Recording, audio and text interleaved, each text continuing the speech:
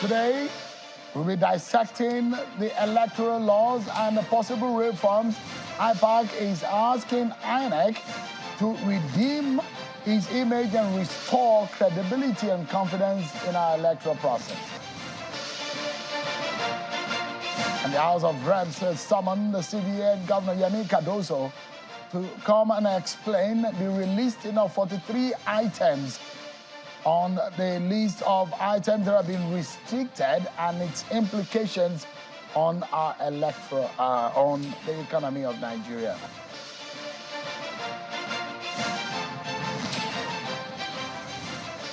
Hello everyone, welcome to the program. This is Politics Today, live on Channels Television. I'm Sean Kimale in Abuja. Let's begin tonight by letting you know what happened on the floor of the House of Representatives today, where the lawmakers have invited the governor of the central bank, Mr. Edo State, over the new policy lifting forex restrictions on 43 items. The House wants a clarification on the policy and its implication on the economy.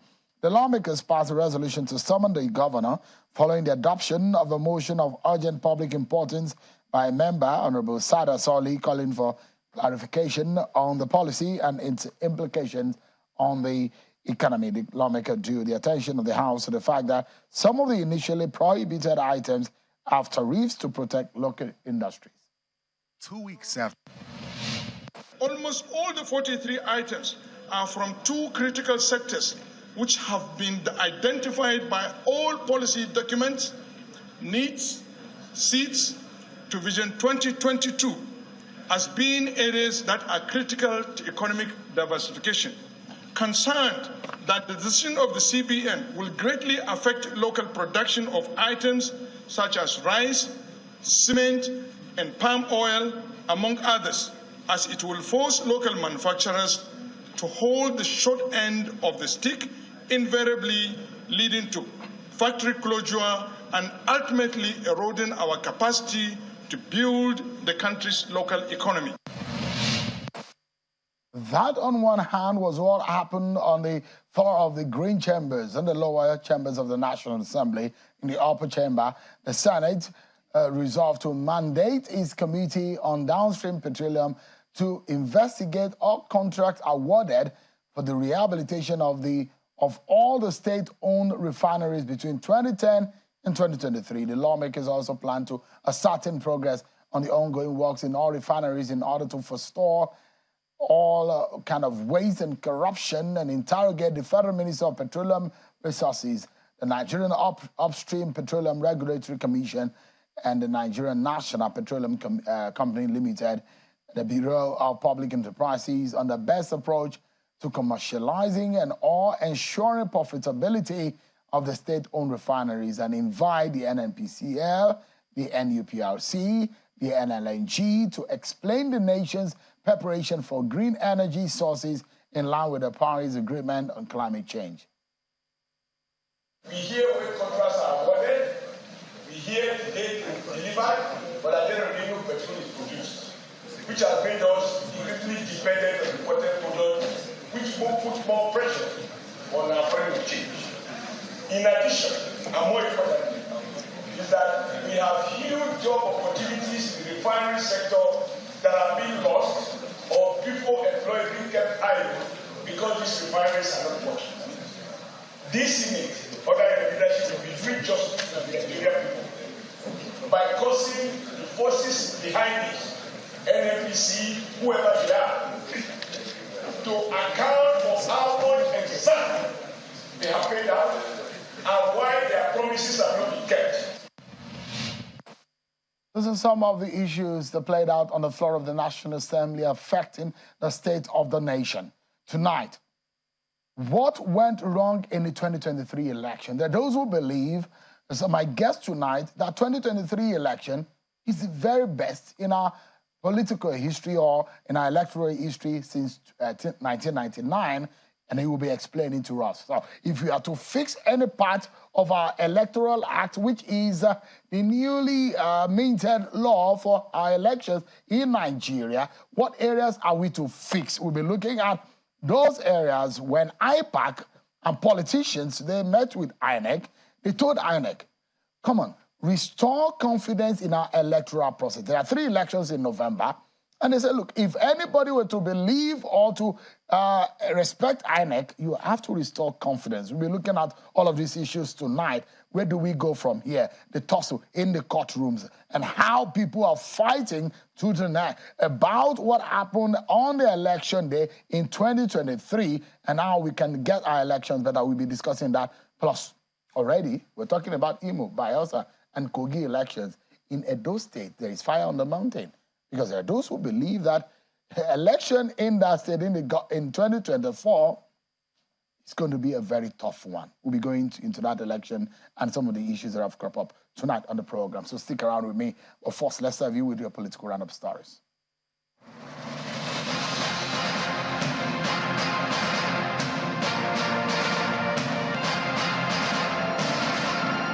4 of the governors of the southwest states of Nigeria, that is that of Lagos, Ogun, Oyo, and Ekiti State, have paid a visit to the ailing governor of Ondo State, Rotimi Akeredolu, at his residence in Ibadan, Oyo State. Speaking at the meeting, Governor Akeredolu, who is also the chairman of the southwest governors, thanked his colleagues for their solidarity and harped on continuous collaboration among the southwest state. A judge of the Rivers State High Court has advocated for the amputation of people found guilty of defiling minors. Honorable Justice Eberechi Yesomwike, who is the immediate past First Lady of the state, was speaking at the National Conference of Family Court Judges, Magistrates, and other family court practitioners in Port Harcourt. Justice Wike insists the current punishment isn't drastic enough. And ahead of the November 11 governorship election in Imo State, the Hope Uzodinma campaign organization says it won't be deterred with the myriad of blackmail, propaganda, and campaign of calumny against the incumbent governor and APC governorship candidate Senator Hope Uzodinma by opposition parties in the state. Speaking to newsmen after a campaign rally in Owerri, the Imo State capital, the Director of Contact and Mobilization for the Hope Uzodinma campaign organization, Jerry Chukwueke, says the party remains focused and resolute in winning the November 11 polls, as it will not join any issues with opposition parties. We know those who are in opposition parties. We know their strengths or what is left of their strengths. We respect everybody. We're not in the business of castigating or making everybody look bad, but we're saying, come on, let's grow up. The Lamidi Apapa group of Labour Party has passed a vote of confidence on the Independent National Electoral Commission, and the chairman of the commission, Professor Mahmood Yakubu, at a news conference in Abuja, the spokesman for the group, Mr. Abayomi Arabambi, says the party is proud of the achievement recorded by the commission during the 2023 general election. The party also condemned an open letter issued by the Jewelers Abure group against the commission during the proceedings at the Court of Appeal in Igboshire, Lagos State, involving Honorable Ambobi Oga, representing Isukwato Umuniochi Federal Constituency in Abia State, against Honorable Inkiruka Onyejiocha.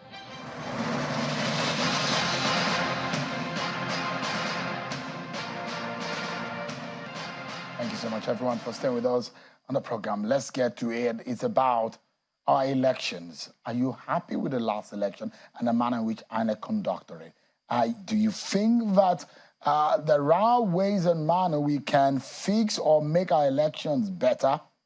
Well, let's begin by reporting an event which happened to you today. The Independent National Electoral Commission, INEC, says it is concerned over the pre-election court judgment on the eve of the November 2023 off-cycle elections, which will happen in Bayelsa, Kogi, and Imo State.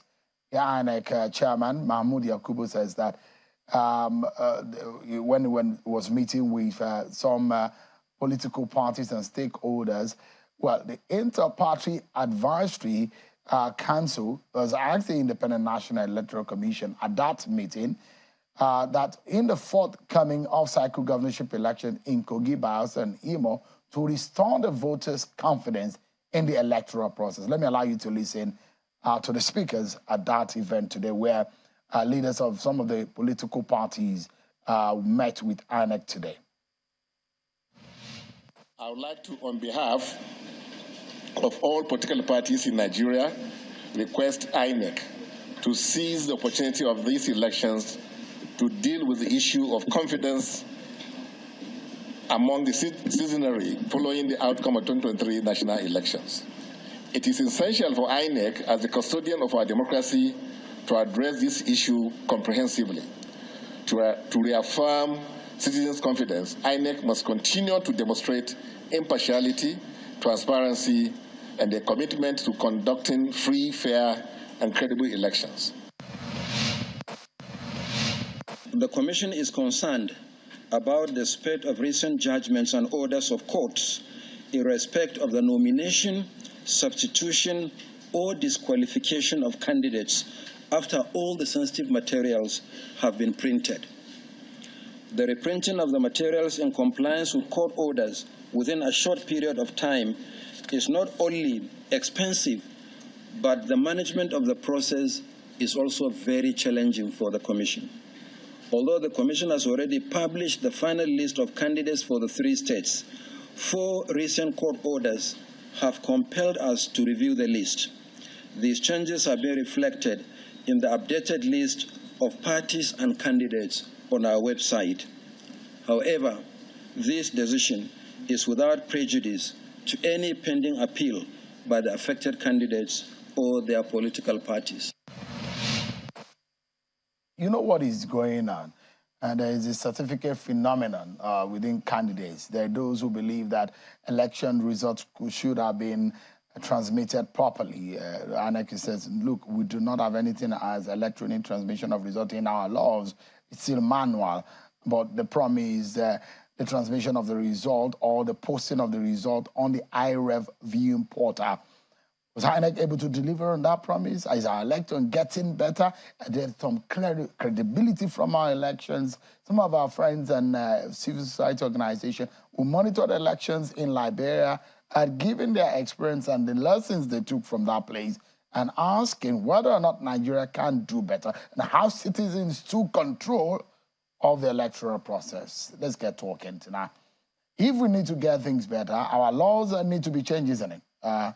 Honorable Bayo Balogun is the House Committee Chair on INEC. He joins us live here in our studio. Thank you so much indeed, Honorable, for joining us. Thank you for having me. I appreciate it. Let me begin by, because we're looking at our election, where we got it wrong, if anything went wrong, and how we could get it better. How would you describe elections of 2023? A lot of people are not happy with that elections. Would you say that is the best Nigeria could have offered? Well, thank you. I'm happy that you said if we get it wrong, that if it is actually wrong. Because to me, I'm a practitioner, and I will look at it from a different point of view. If you look at 2023 election, it's still the best we've had in Nigeria. Since when? Since we started politics. Compared to 1993 election? To 1993 I mean, election. You said that's the best we've had. Yes, which one is 1993? The MKO Abiola? Yeah, the one that was annulled. You see? He was perceived as the fairest and the freest and the fairest. Okay, if you want to also go into that, open ballot system, is it fair? Open ballot system. I know what happened. Intimidation. Directly, a landlord and a tenant on the same queue. Look, let's get so to you are submitting. Now, let me just for a moment, Honorable, you are positing tonight that 2023 election is the best Nigeria has had. Yes, and let me give you what are your the positions reasons on that? Now, we had the creation of new units during this election, and in my local government, one of my wards, which happens to be the biggest ward, had 10 units before, and additional 55 were created. That means people that never had access before will now have access. Before, the polling units were restricted to the old developed areas, and you now have new developments within the states. So many of those people have to trek kilometers to get to their polling units, and this discourages many people, and they actually stayed away during elections. So most of those people actually came out. Now, the use of beavers, that is the turning point in our politics. In fact, the insurance of having beavers during this last election made the difference. During the Electoral Act amendments, it was actually the former Speaker, Right Honorable Gbajabiamila Miller, during the consideration that made that point, that made that amendment, that it was actually the use of card reader that we actually made in that was actually stated in the amendment, that particular clause. But he now said the use of card reader, because he was suspecting that some other devices can still come on board. And one thing about the law is, if you don't state it, you can't use it. So they now made that amendment, said, make it the use of card reader or any other electronic device that could be deployed by INEC. Yeah.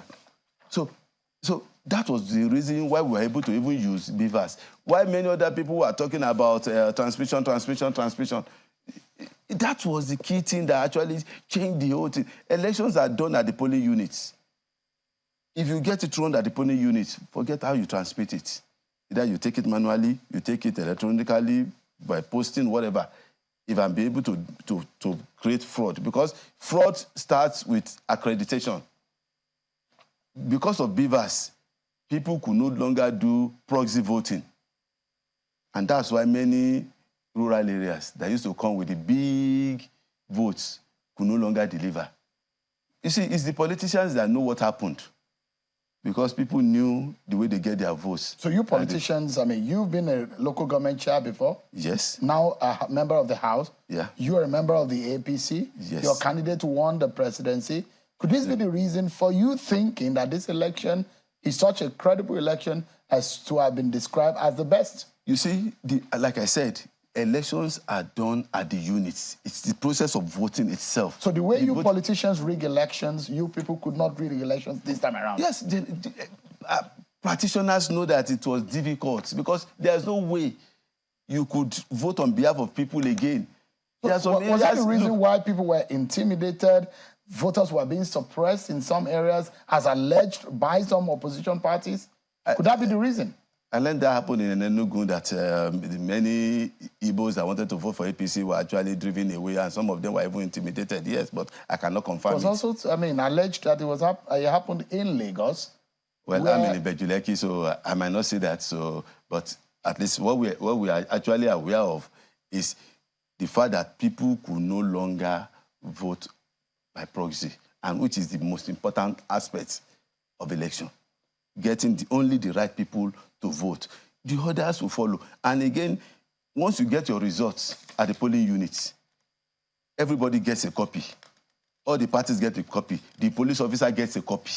So if all the copies are given already, so you have every party going to their situation room to collate all their results. And that's why during this election, no party has been able to come out, either Labour Party or PDP, able to come out to say, this is where the fraud actually took place. This ward, we scored 3,000, but we were given 200.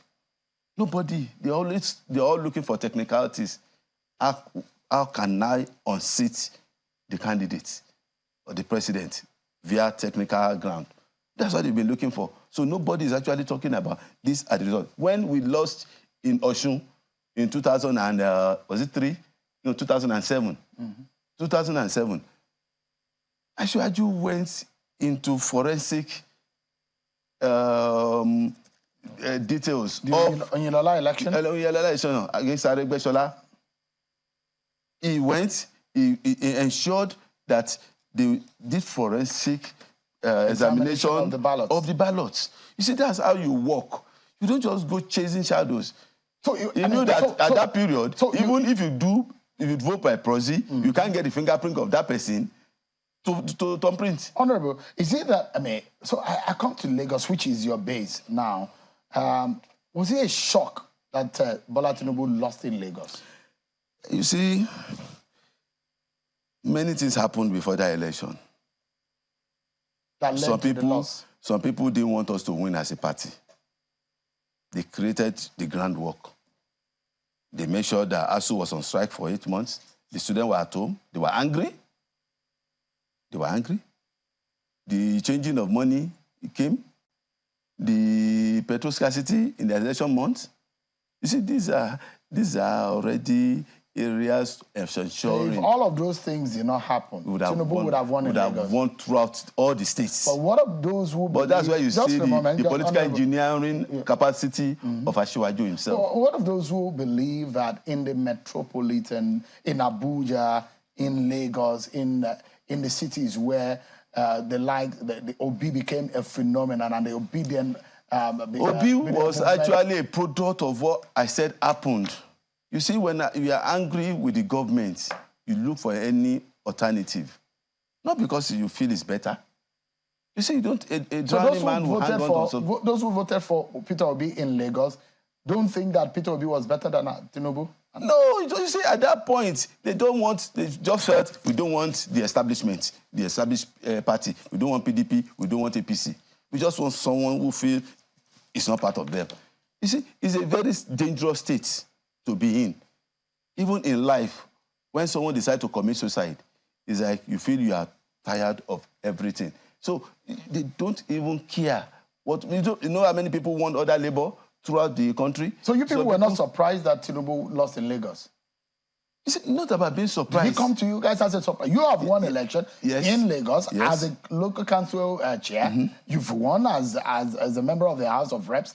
For your leader, who has held sway in Lagos, who had been able to institutionalize himself and been able to bring governorship. Are you surprised that he lost at the presidential election in Lagos? That is why we were even able to win the election generally. You see, Lagos is a mix of many people. And at that point, there were a lot of trucking into Lagos. And those are some areas we found out. People were moved into Lagos. Really? Yes. You've now discovered churches, that? Hospitals. That's why during the second election, we were waiting for them. Many people were trucked into Lagos. Manually? Yes. Just for the election. Just for people to lose? Whatever reason they have, I don't know. So many people were trucked to Lagos. So these are part of the areas we're even going to look in our electoral laws. In America, anywhere in the world, even in Liberia, I was part of that mission that you spoke about. People who are on essential duties will be allowed to vote for only the general candidate that covers everything, like the president. You'll be able to vote for the president anywhere, but you will not be able to vote for the senator or rep because you don't live in that place. But since the president covers anywhere, they can allow you to vote for that person. So if you're not being trucked from Enugu or Kanu to come and vote in Lagos and distort the will of the people in Lagos. Have you looked at the areas where Bola Tinubu lost in Lagos and where Peter Obi won in Lagos? Yes. Have you critically analyzed it? Yes. Those are the areas those are the areas where such trucking really take place. In my local government and the indigenous local government of Lagos, I showed you one. Indigenous local government, Bejuleki, Badagry, Ekpe, Ikorodu, Lagos Island, the indigenous ones. I showed you one landslide. But those areas, most of these activities took place. And it was not very easy for us to identify this on time. Let me ask you, Honorable, as a chair of INEC committee, are you hoping that there might be a major review of the Electoral Act 2022 before the next general elections? Sure. What are the areas are you looking at? You see, now, most of the areas that people are even talking about are just issue of administrative matters. Okay. Issue of posting of the result on IRF cannot be made a law. Why? It must be a regulation because, you see, you don't have control of technology. And once something is made a law, you must either technology is okay or not, you must. If you don't do it, it's an offense. So in life, even in Britain, they have unwritten constitution.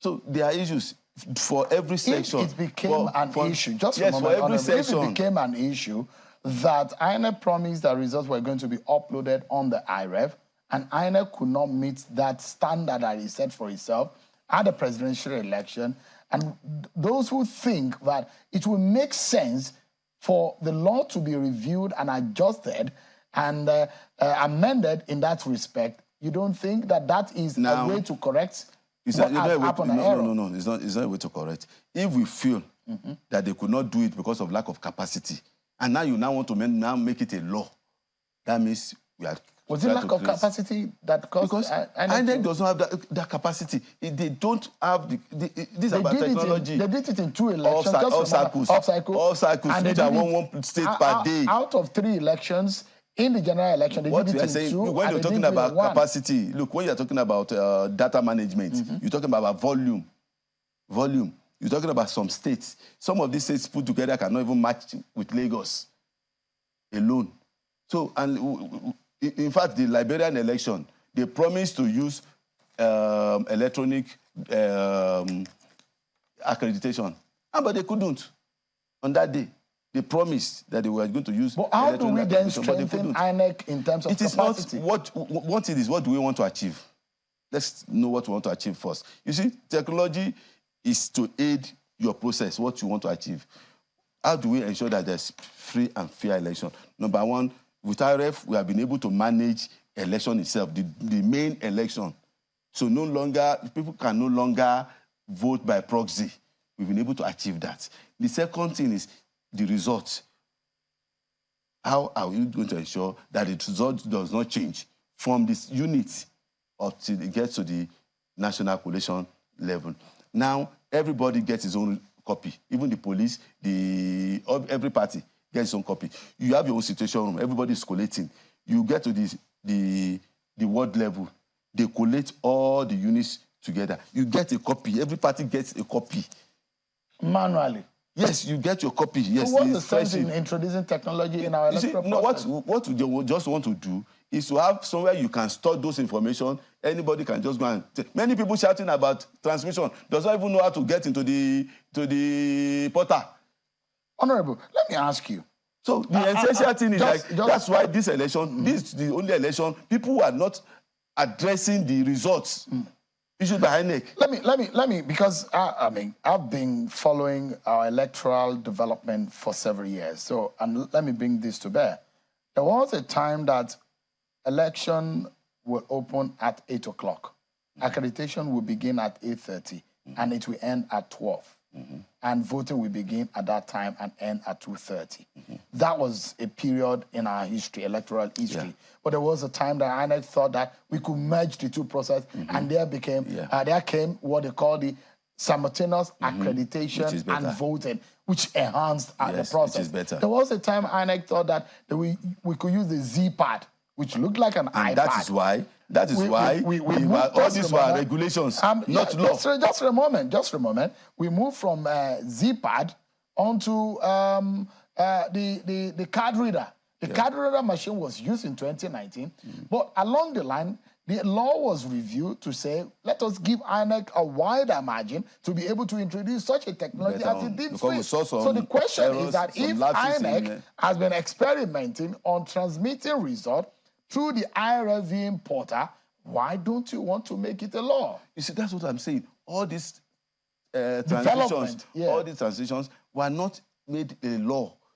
Because if you have to make it a law... Isn't it the reason why nobody was responsible when there were glitches, when there were issues? Nobody is held accountable. Look, let me tell you something. Look, when you are talking about having a system, there are some areas you have to leave the room for adjustment. Because if you make some things a law, it becomes difficult to adjust. There could be strong regulations. But if you don't make a law, nobody will be able to follow the process. I said there are regulations and guidelines. The guidelines can be strong enough to be as good as a law, which if you breach, if those breaches were caused by the workers now, then it would have been something they will reprimand them for. But it was the commission. You don't think that the glitch that we saw in the transmission was... It was the commission that saw it. That this is a problem. People are already trying to hack into the... Were they hacking? Was that the issue? They said so many attempts were made. Hacking. Yes. That was the problem? Yes. Now, if that was the glitch that INEC was making reference to. That was the first day. So yes. Now, if I've been able to post fake results on the RF, it will be difficult for INEC to say that wasn't the right result. Honorable, very, very difficult. Let me, because this is a very touchy one, and I'm hoping that there will be... But you are talking about what are the areas... Yes, there's one area that I like you, which is very important, the appointor of the INEC chair and the senior management of INEC.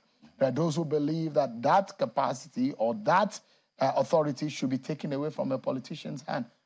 Are you looking at that? Because that's a constitutional provision. You see, all offices, major offices, are held by politicians. That's what it means you get to power, by politics. So if you now get away from politicians, so you want to give it to people who are not concerned, who are not committed, who does not, do they have your mandate to be in power by telling them to go and appoint the most important person in the electoral process? You see, that's why they said you cannot be a card-carrying member.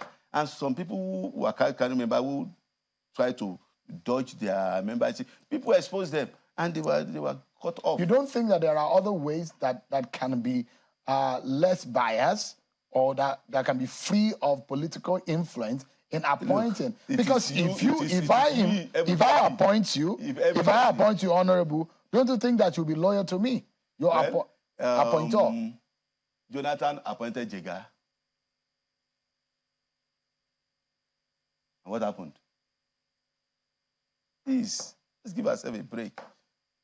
So you don't think that area needs to be reviewed? No, Jonathan appointed Jega. Is that a reason why we should Jonathan continue? lost election? Look, that means it is not compulsory that because you appointed the person, he will do your bidding. It does not follow. So that's a very good example. But you saw what happened. And this election. You saw what happened in Adamawa, Honorable. You saw what happened in Sokoto State. did not appoint Yakubu. So did Yakubu do Ashwaju's bidding? No, when he said maybe if you have appointed him, maybe that's why you won. The person who appointed lost, and the person who does not even appoint won. Yakubu is from the north, Ashwaju is from south. It's not even a matter of maybe they come from the same geopolitical zone. So it doesn't matter. Look, when we were in Lagos, while PDP was sweeping every state, Ashwaju survived. It was PDP state, PDP, Commissioner of Police, everything PDP. But Ashwaju survived.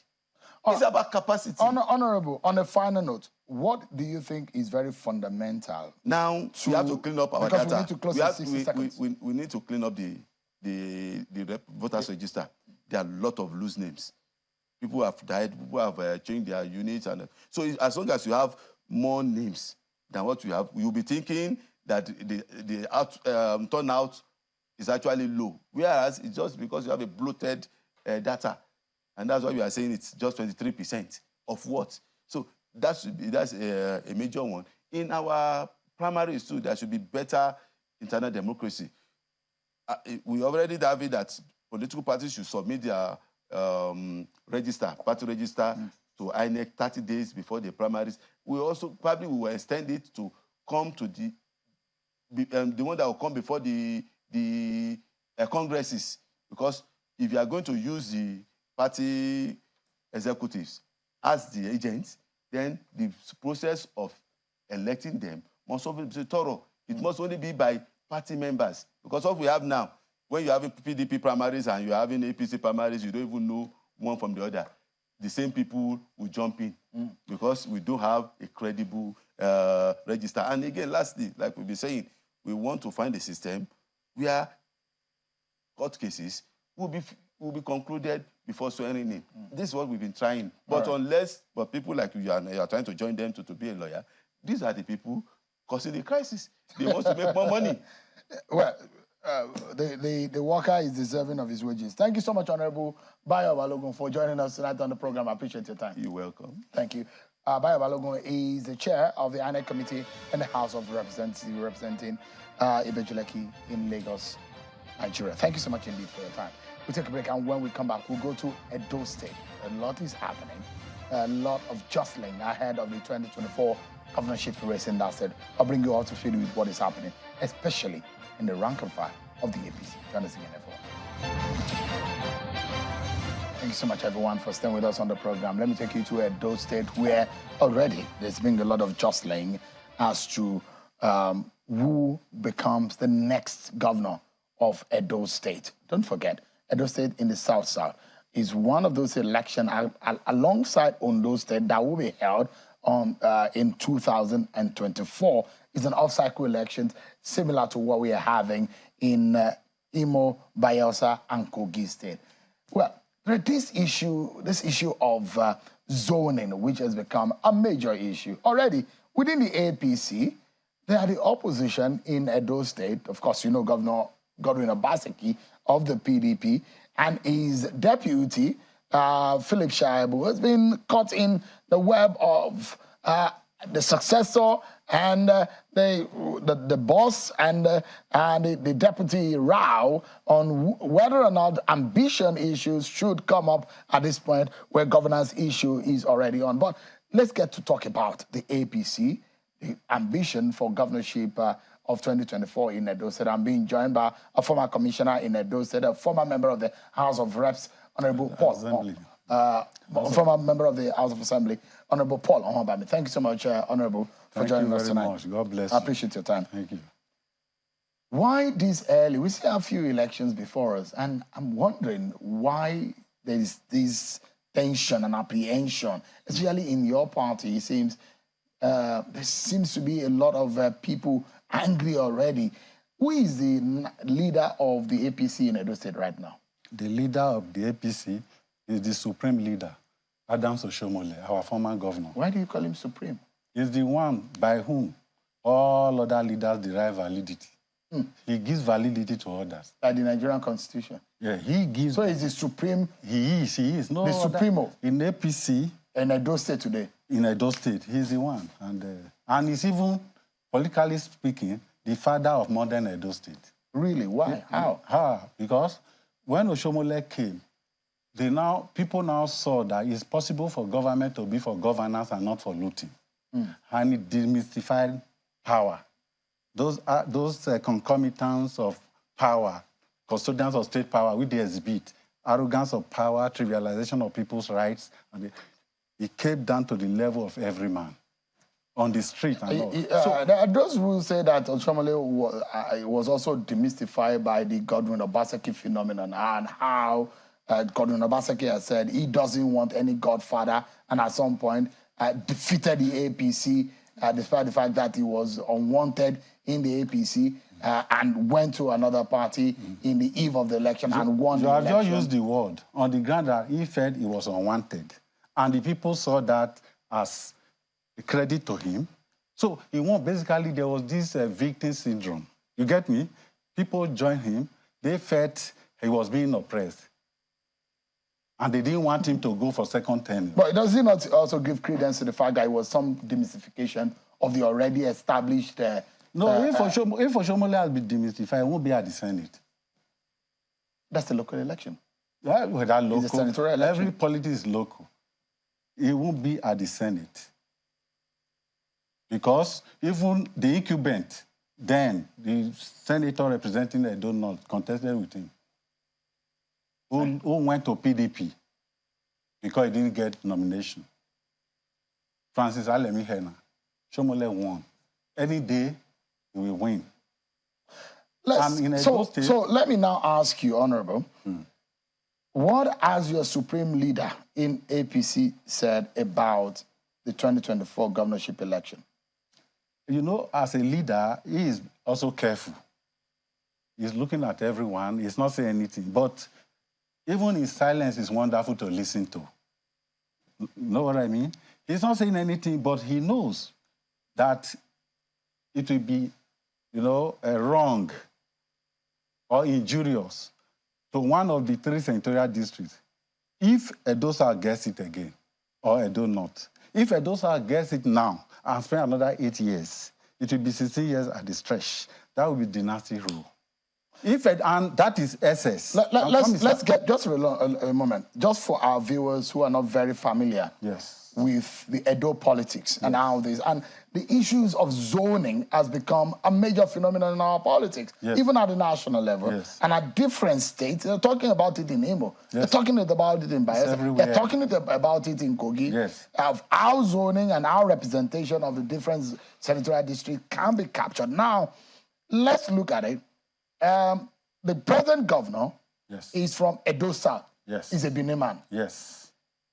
Adams Oshomole, who is his predecessor, is from Edo North. Yes. Who is the Afamai, the Akoko Edo. Yes. So now, it's the Edo Central who are majorly Ishan people. Yes. They're the ones asking now, isn't it? Yes.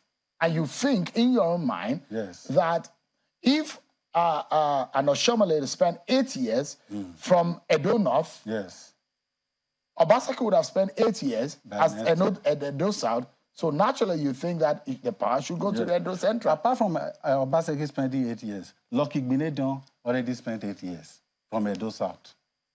Just between 1999 and now. Thank you. And these people, and if Edo South has it again, it will be SS. If Edo North has it, it will be SS. And you know the cure for SS is distribution. But the fact is distribution will normally undo SS. Edo South has the majority of votes in an election, isn't it? That's it. Isn't that a commanding authority politically? Edo South has majority of the population, but I don't think they are in control of the ballots. Are you aware also the fact that if you're going to a competition? Yes. Should the PDP field someone from Edo South?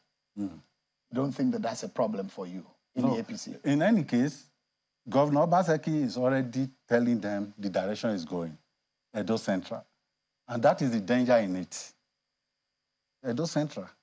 Are you also opposed to a Benin man running in that race? Because already... I'm not opposed to. I'm only telling our party people. And it's an opinion and mine alone.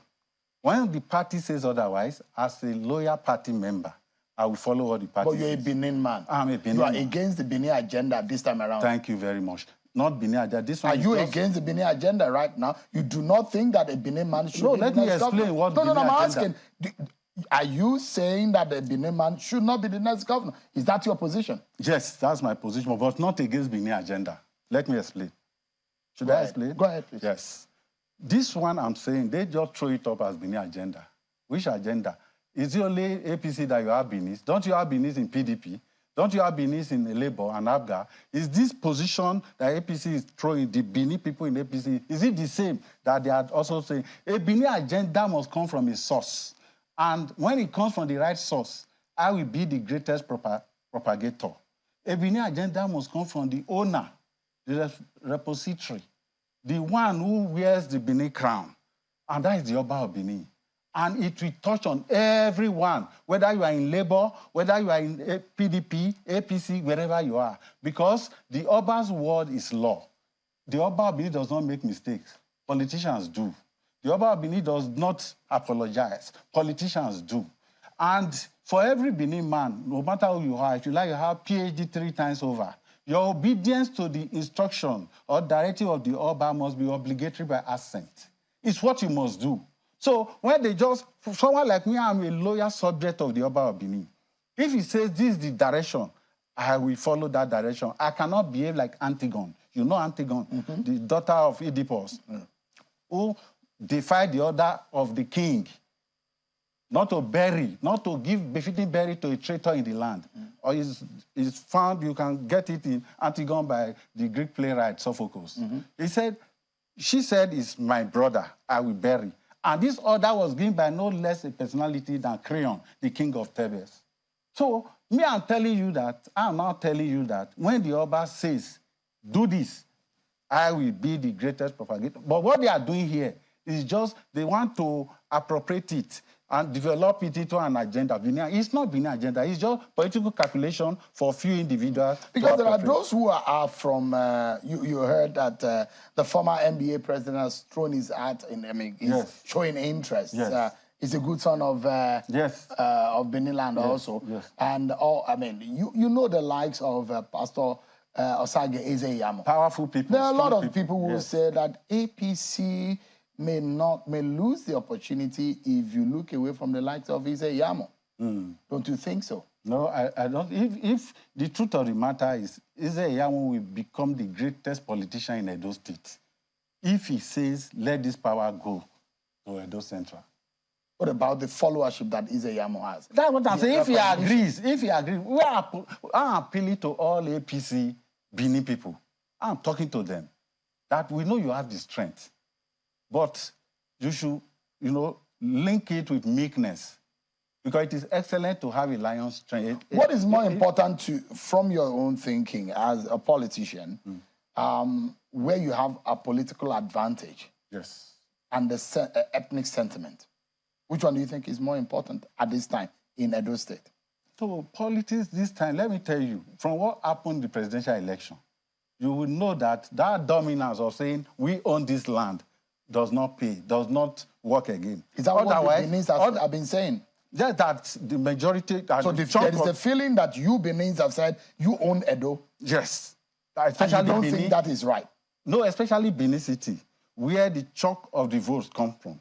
But I am saying those votes, they are from mixed multitude, not only Benin's.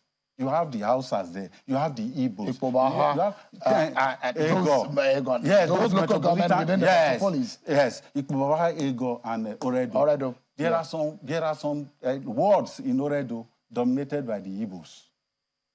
They are everywhere. This is why Labour won Edo State now. Let's face facts.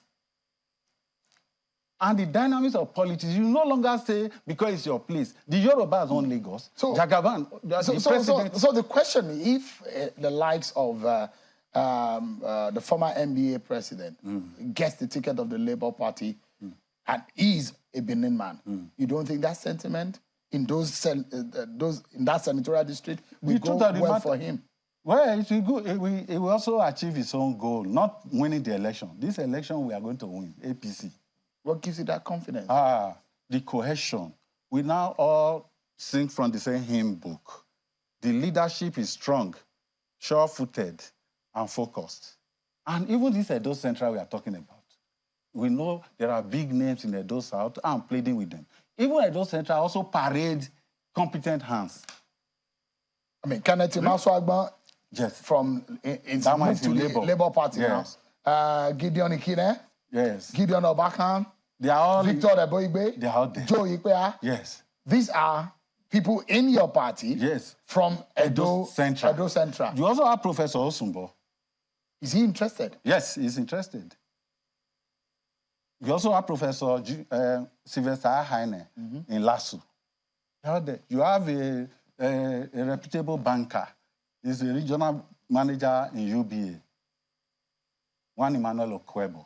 Then you have a city senator, Monde Okwebolo, who is presently the chairman of Committee on Public Procurement. That one, I think I need a Janjantwa mouth to describe him because it's an alternate government.